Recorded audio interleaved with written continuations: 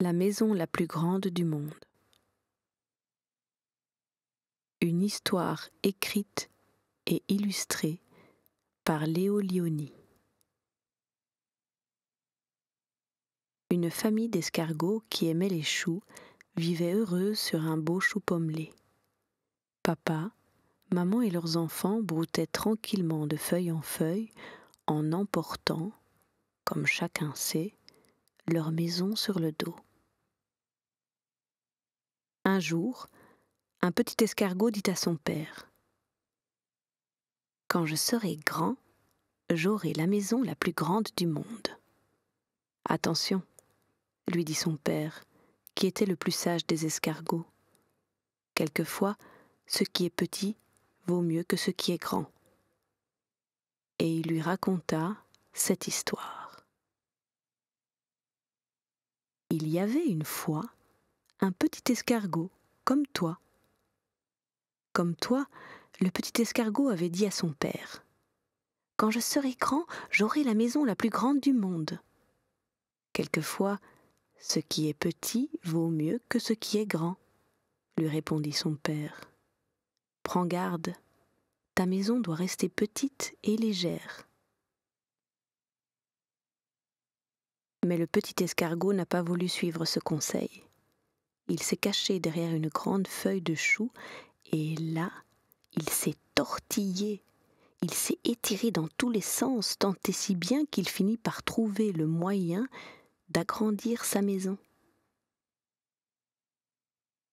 Sa maison se mit à grandir, grandir, grandir. Et les autres escargots lui disaient : « Tu as sûrement la maison la plus grande du monde. » Mais le petit escargot se tortillait et s'étirait de plus belle. Sa maison devint grosse comme un melon. Par d'ingénieux mouvements de queue, à droite, à gauche, il réussit encore à façonner, par-ci, par-là, des clochetons et des coupoles. Il n'était pas encore satisfait, le petit escargot. Alors, en y pensant de toutes ses forces, il fut capable de décorer clochetons et coupoles avec de magnifiques dessins aux vives couleurs. À présent, il était sûr que sa maison était la plus grande et la plus belle du monde. Elle faisait sa joie et sa fierté. Un jour, une nuée de papillons le survola et il entendit l'un d'eux chuchoter : « Regardez, une cathédrale !»« Mais non !» répliqua un autre. « Vous voyez bien que c'est le chapiteau d'un grand cirque !» Une famille de grenouilles en marche vers une mare lointaine s'arrêta, saisie d'admiration. « Jamais !» raconterait-elle plus tard à leur cousine. « Jamais vous n'avez vu un spectacle plus surprenant ! Un tout petit escargot gris dans un palais de contes de fées. » Quand les escargots eurent mangé toutes les feuilles du beau chou pommelé, il ne restait que quelques côtes, ils décidèrent d'aller s'installer sur un autre chou. Mais le petit escargot ne pouvait plus se déplacer. Sa maison était bien trop lourde.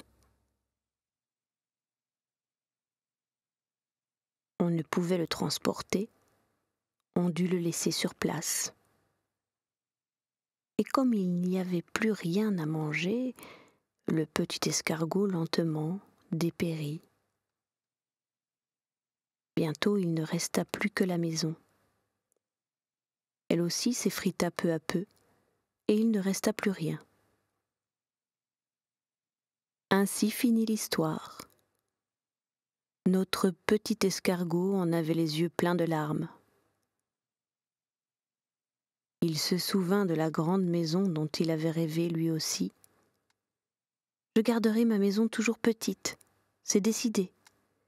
Et quand je serai grand, je pourrai aller là où il me plaira. » Et c'est ainsi qu'un jour, il partit à la découverte du monde. Des feuilles se balançaient, légères dans la brise. D'autres pendaient lourdement vers le sol. Sur la terre sombre et nue, des cristaux brillaient au soleil levant. Il y avait des champignons rouges, mouchetés de blanc, et sur des hautes tiges, des petites fleurs le saluaient de loin. Il y avait une pigne de pin à l'ombre, dentelée des fougères, et des pierres rondes et lisses comme des œufs de tourterelle. Le lichen s'accrochait aux rochers et l'écorce au tronc d'arbre. Les bourgeons étaient frais et tendres dans la rosée du matin. Le petit escargot était très heureux.